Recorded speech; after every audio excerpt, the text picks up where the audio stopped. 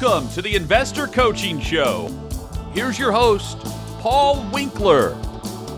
And hey, welcome. This is the Investor Coaching Show, and I am Paul Winkler. We talk money, investing, financial planning, and do it from a perspective of, we are not sales people. It's not a sales thing where we're getting into selling products. We sell ourselves, I should say. You know, everybody does that. Every single one of you out there is a salesperson. Let's just face it. And Evan Barner's here with me. and I'm cheap, but not easy. Yeah, so whatever. But yeah, so you know, it's that's what I love about this our arrangement. It's for me, I think that it's planning. We were talking about this. Maybe we'll talk about it right now. And we were just talking about it just before the show started. There's so much stuff to talk about. So much news going on right now. There's nothing happening in the world today. There's a ton of news. Oh, my goodness. China, deflation. China.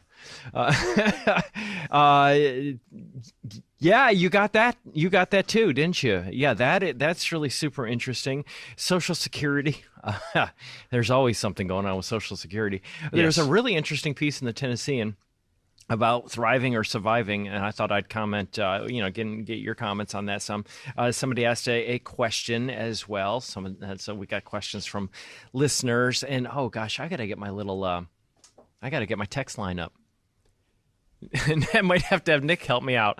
Grab my iPad back there, Nick. Man, I totally forgot to grab my iPad for the text line so people can you could ask questions. So I'll give that out in just a second.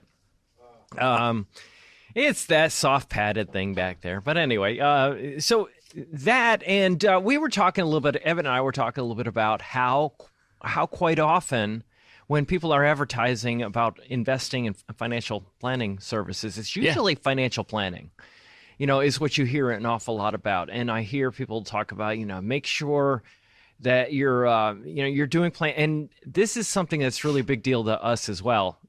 Engaging in financial planning. I always tell people it's the biggest vacation you'll ever take. Your retirement is going to be the biggest vacation you're ever going to take. And you're going to sit down and you're going to do lots of planning for that.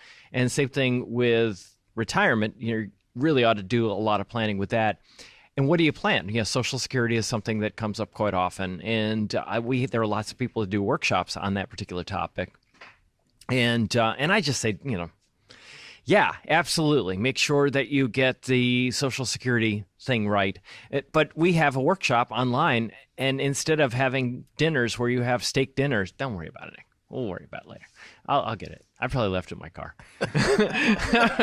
Who knows? But anyway, so the Social Security question, people just need to understand a little bit more about that. So I've got a whole piece on that. We're going to talk about some of the myths regarding Social Security in today's show. Mm-hmm. A couple of new pieces of information I thought were interesting. Some of the data has changed regarding the trust fund. So thought we'd talk a little bit about that. Some of the estimates on that. Some of the calculations have been changing just a little bit. Not huge. It's now 73% solved. No. No, it's actually better. It's actually better. It's actually improved. Now, it hasn't gone down. It's actually improved some. And there are some other mitigating factors that can make it even improve more. And we'll talk a little bit about that later. Cool. But there's that, and you can go to the website paulwinkler.com. We have a whole workshop on exactly how the Social Security system works, and just little pointers that you can go there. And Medicare, making sure you get the right Medicare supplement. I did a whole thing last week on Medicare and how these insurance companies, a lot of them under the Advantage plans, were denying claims. And it's been making the companies a lot more profitable, but not necessarily so great for the end people that are on the system. And right. We had talked an awful lot about using the regular Medicare supplements and being on regular Medicare. But the whole thing was about how Medicare, the insurance companies versus the government. And the government is spending a lot more money than the insurance companies are. And because of the fact that you don't have the claim denials. And that has, of course, blown up a lot in the media recently. It was some really tragic with some really tragic results. But anyway, so I talked about that a lot last week. But that is another thing, another planning thing that I think is super, super important. Another planning thing we hear an awful lot about is taxes. And I've been seeing, I don't know, it just seems like a rash so far this year of people financial people trying to tell people to convert IRAs to Roth IRAs. Yeah. And commercials telling people, hey, the tax laws are going to change after 2025. And the reality of it is the election has really put a twist in that. Don't you think, Evan? Yeah, it's absolutely made it less certain that the rates are going to absolutely sunset as opposed to be extended. I think it's highly unlikely, personally. I would agree with that. And there was actually an article in the Wall Street Journal about how people may actually be really, really sorry that they did the conversions. And they literally, Market Watch from the Wall Street Journal says Roth conversions may suddenly seem like a bad idea. But people are still considering them. And why? And I think a lot of it's driven by the financial community. We had somebody that was actually came to us and had that $900,000 IRA. Pretty significant, yeah. And told them to convert it all. Big firm right here in the area told them to convert it all right away and told them the taxes would only be 15% on it, which was just absolutely wrong. I mean, the calculations, and I think it was you, Evan, that made the point. Says, I think I know what happened. I think I know what they're doing. They're looking at the client's average tax rate. Perhaps, but even then, that size of an account will change the average. The effective rate wouldn't be that low. It changes the average. So if you don't know what we're talking about, folks, it's this. When you're married filing jointly, you have about $30,000 of income that's taxed at 0. Then the next approximately a little over $20,000 is taxed at 10. And the next, $60,000 is taxed at 12. Yeah. And then you got 22 and you got 24. And let's say that you were, let's say that you had some income up in the 22% bracket, which brought your average up to 15%. Now, when you're pulling $900,000 and adding it on top of all your other income, your average goes way, way higher than that. Yeah. And then all of a sudden, now you've gone and paid a significant sum to the government, and the government's loving you for it. I mean, they're just going, so yeah, this is awesome. Because you say, well, why doesn't the government stop this kind of activity? Well, they benefit, quite frankly. It used to be you couldn't do any conversions over $100,000 of income, right? Yeah, and I think the government is even coming to view it differently. Just like, we talk in the industry sometimes, particularly on ads, income you can never outlive, and, kind of this longevity bias to strategies. I think the government is, even though they like the short-term infusion of cash, I think they like the fact that they can use these, talking about Social Security later on, some of the improvements that it's been made, right, is they may want this long stream of income tax down the road without some new particular source. I mean, it's really going to be interesting. I'm more to cynical. See how this I'm thinking plays that out. they don't like to delay gratification. I don't know. It's just like the person that wants it now, because the elected people don't know whether they're going to be in office 20 years from now, and maybe they care more than I would give them credit for. I mean, if everyone, let's just say everyone, let's go to the the ridiculous illustrating the sublime, or however the phrase goes. Of everyone converts all of their qualified accounts to Roth. Right. Okay, great. Then either they change the law. Right, go to a consumption and they tax. Tax Roth IRA distributions or consumption or national sales tax. Right. Yeah. But, all of those people have pitchforks. And so, they don't really want to just create some new source. But what they think to even use them, I mean, because, you go to a consumption tax and it's hidden. It's like the gas tax. Yeah. Nobody bucks up against it because it's a hidden tax. Yep, that's true. So that's always been my point regarding that. I don't know. But anyway, so the Roth conversions, why? Let me just finish this and then go to the point that I was going to make regarding this, because I thought this article on Roth conversions suddenly becoming a bad idea was interesting, simply because they made the points that we've been making. Number one, that the tax laws very well might be going back to and staying where they are right now, number one. Because you got the presidency, you got the Senate, you got the House, and we know that Trump's penchant is to have lower income tax rates, and that is something that he has campaigned on, and he's usually fairly good at coming through with what he says he wants to do. That's one of the things that he's been known for, right? And people that, and they made the point in the article, says if you're likely to take out more than you're required from your qualified retirement accounts each year, you probably won't be generally mad about your RMDs.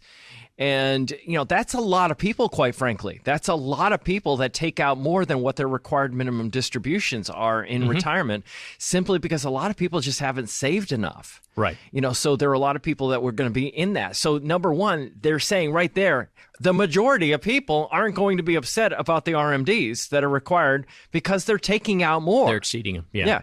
And the reason they're saying that is because Roth, you don't have required distributions with Roth IRAs, and that's the point they're making right here. You don't have that, so it's a moot point is basically what they're saying in the article here. Then they said this. They said it's optimal to do conversions if you're in a 20% tax bracket or lower, and I don't know about you, Evan, but I'm typically trying to stay below 22, with most Roth conversions if I'm doing them. Simply because you get up in a 24 and you're going, are they going to change tax laws in the future? Are they going to do something to get revenue in the future? It just depends on the person, but a lot of times we don't like to go too high on the conversions. Yeah. When I just conceptually on the Roth conversions, when you were talking about, we see a lot of it advertised, and I spend some time on social media is where I get some of that news. And I mean, every 15th post is a Roth conversion ad for some strategy, and it's kind of like the pharmaceutical ads. It's the new sales. If it is, but if you hear XYZ drug, if you have symptoms of being tired and you're sore, and be sure to talk to your doctor. Everybody on the planet ask them is about tired this, and right? sore, right? Right, yeah, right. No, it's suggestion. So here, get this Roth conversion, and so hey, I want one of these. And we look 30 years down the road and say, okay, your effective tax rate today is, let's just even say the effective rate is 15 today, and they're going to retire in 6 years. Well, all of a sudden their effective rate is 0, oftentimes, until they maybe fire up Social Security or pension or something. Sure. And it's like, why would you even at the 22% bracket? Right. Why would you pay that tax at your highest rate when, if we wait 6 years, it still may be a decent strategy, but to me that's the difference between a strategy and a plan. A Roth conversion is a technique or a strategy. When to use it, does it make sense? How do I implement it and it actually benefits me? To me, that's what separates planning from just, hey, I could do one of these, but it may or may not make sense. Well, and Evan, it reminds me an awful lot back in the mid-'80s. We had a lot of these, back in that point in time, a lot of you probably don't even remember this, nor were you even affected by it. But as planners, I was certainly watching a lot of the advertising, a lot of the people that were advertising to us, because I was a regular financial advisor back then working for an investment firm, and we would go to these conventions and they would say, hey, you need to check out this strategy. And back then it was like 3-for-1 write-offs and limited partnerships and gas. Oil and gas. Yes, oil and gas. Exactly. You remember that. So, and they were all gimmicks to get you in the door. Because the thinking was, if we talk taxes, if we talk sophisticated planning strategies, people are oohed and awed, and you sell them the sizzle, and it's the sizzle versus the steak that they would always talk about, and the idea being anything to show that you look like you're smarter than the average person out there. Yes. And many times the strategies just backfired. I remember one client of mine, and I did a commercial on this, and I told him about it, and he says, you talk about that all day long, Paul. But the commercial was when he came in my office, I said, he said, you're my last hope, is what he said. Remember that? Can you remember I had that?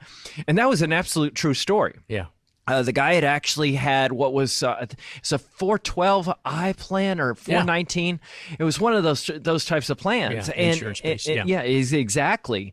And it was this thing that sounded great from a tax standpoint. It sounded brilliant, and it just blew up, and he lost like $500,000 on the thing. Wow. It was horrendous, really, really bad. And he literally walked in and said, "You're my last hope." And that is because I've never thought that the tax tail should wag the dog.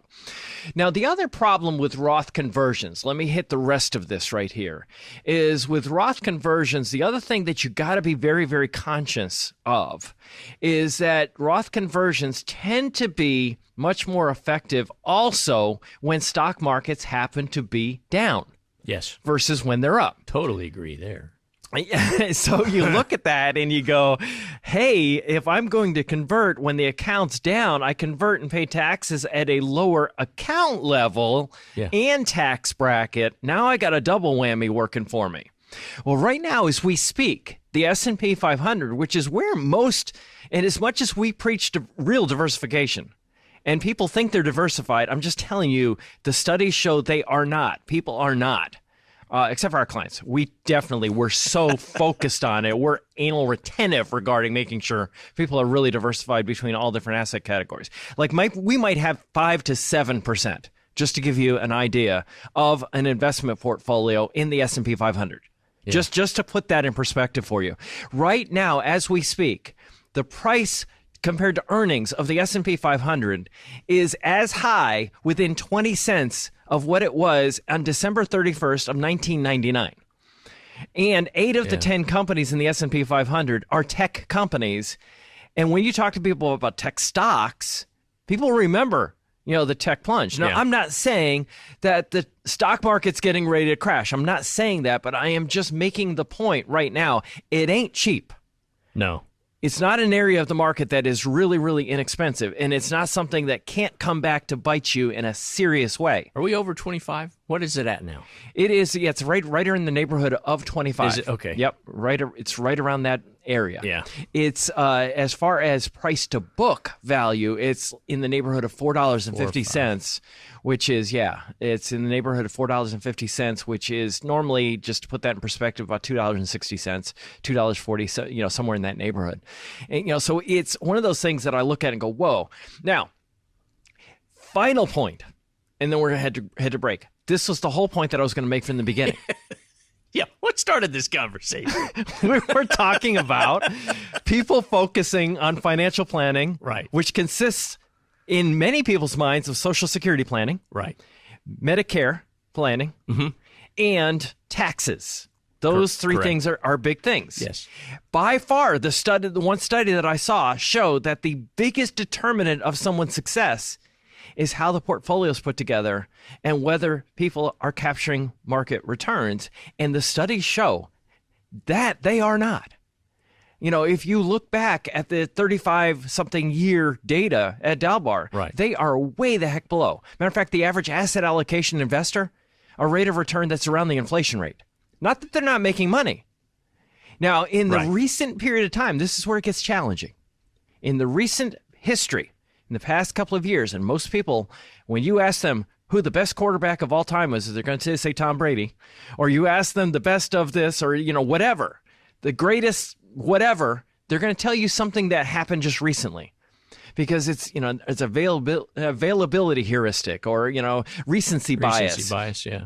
Yeah. So what we tend to be focusing on was what just happened, and when we look at, so we say, what's going on?